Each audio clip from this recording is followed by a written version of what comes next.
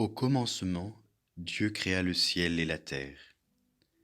Il fit un jardin en Éden, et il y plaça l'homme pour qu'il y soit éternellement heureux en sa présence, mangeant des fruits de l'arbre de vie. Mais à cause de sa désobéissance, l'homme fut chassé du jardin d'Éden. Le Seigneur plaça à la porte d'Éden un chérubin avec une lance de feu tournoyante pour en interdire à jamais l'accès aux hommes. Des milliers d'années plus tard, à Jérusalem en l'an 30, on avait cloué à la croix Jésus. L'un des malfaiteurs suspendus en croix l'injuriait. « N'es-tu pas le Christ? Sauve-toi toi-même et nous aussi !» Mais l'autre lui fit de vifs reproches. « Tu ne crains donc pas Dieu? Tu es pourtant un condamné toi aussi. Et puis pour nous c'est juste, après ce que nous avons fait, nous avons ce que nous méritons.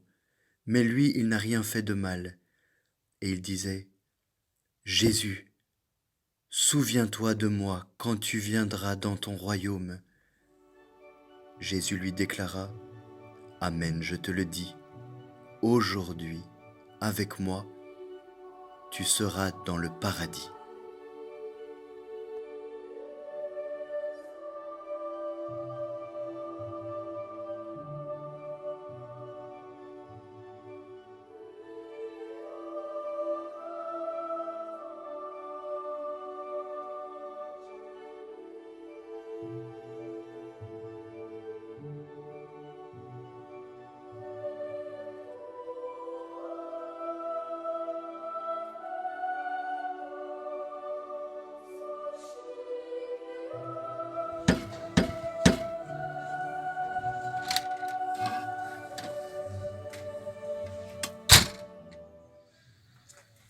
Homme, dis-moi qui te voit.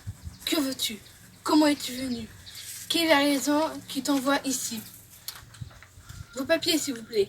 Attestation de sortie dérogatoire. Écoute-moi, je suis un criminel, un brigand, mais qui a demandé miséricorde, et c'est ton maître lui-même qui m'envoie jusqu'ici. Qui t'a fait cheminer jusqu'ici vers ce territoire si redoutable?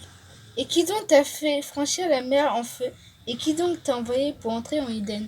C'est par le pouvoir du Fils qui m'a envoyé que j'ai pu vaincre toutes les forces contraires, et que je suis là pour entrer comme il m'en a donné l'assurance. Tu es donc bien un larron, comme tu le reconnais. Mais mon territoire ne sera pas envahi. Pieds, volés. Homme, retourne sur tes pas, car tu fais fausse route.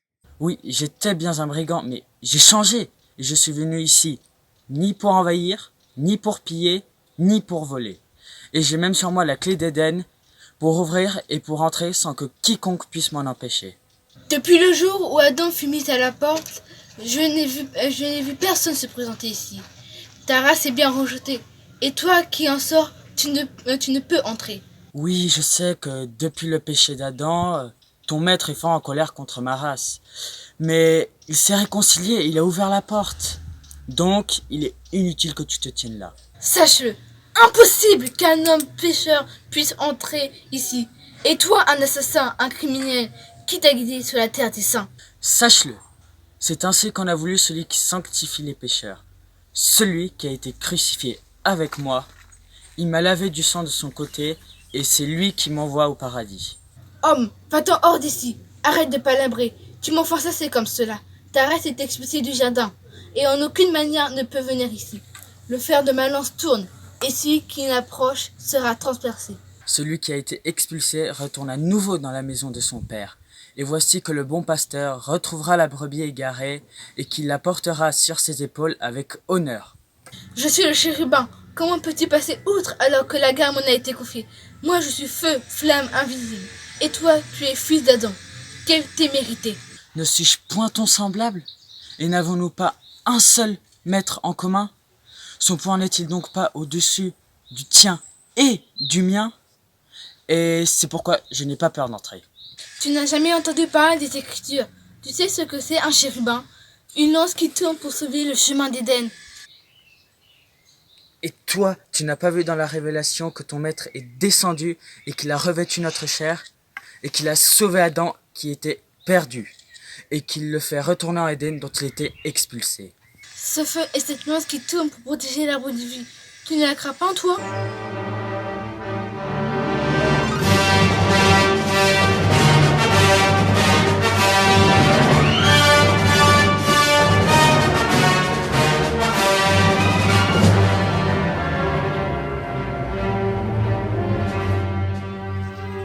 J'ai sur moi le signe de ton maître, par lequel la lance et l'épée sont cassées, rompues, réduites en miettes, et par lequel le décret du jugement est aboli. Le signe de mon maître, il siège sous le trône et il nous est caché. Comment peux-tu dire que tu le portes avec fierté? En haut, sur le trône, réside sa gloire, et en bas, voilà sa croix sur le calvaire, et, par son sang, il a écrit un nouveau message pour faire revenir Adam au jardin d'Éden. Homme sans tête, qui t'a fait venir? Assassin, qui t'a envoyé? Serviteur du roi, ne crains pas. Ton maître a voulu que ton pouvoir soit aboli. Je t'ai amené le signe de la croix. Tu m'apportes la croix du Christ? Je ne peux la regarder. Elle est véritable et redoutable. La croix du Seigneur a abattu le mur levé entre toi et moi, et la colère passe, et la paix s'instaure. Le crucifié, il t'envoie m'avertir par son sang.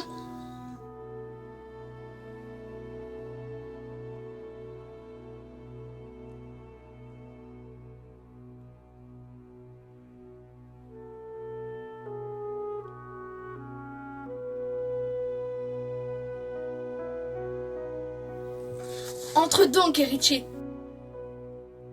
La résurrection est pour le genre humain, pour ceux qui ont été expulsés de leur patrie, pour vous qui nous regardez sur YouTube. Les anges et les chérubins se réjouissent avec vous, car vous êtes enfin arrivés dans votre cité. Immense est la miséricorde qui t'a été faite. Entre donc, bon larron, tu ne peux être empêché. La porte est ouverte à ta race. Immense et splendide est la clémence du Seigneur. Sa miséricorde nous a visités, son amour l'a voulu. Réjouissez-vous, ô anges, car nous sommes parmi vous. Béni sois-tu, Seigneur, de l'univers. Tu as fait entrer Adam, l'expulsé par l'intermédiaire du larron, qui demande ta grâce et miséricorde, et tu lui as ouvert la porte fermée. Louange à toi, Seigneur, qui par ta parole fait entrer le larron au jardin d'Éden. Et Adam à sa suite en a l'espérance, car il est retourné dans sa patrie, celui qui en avait été expulsé.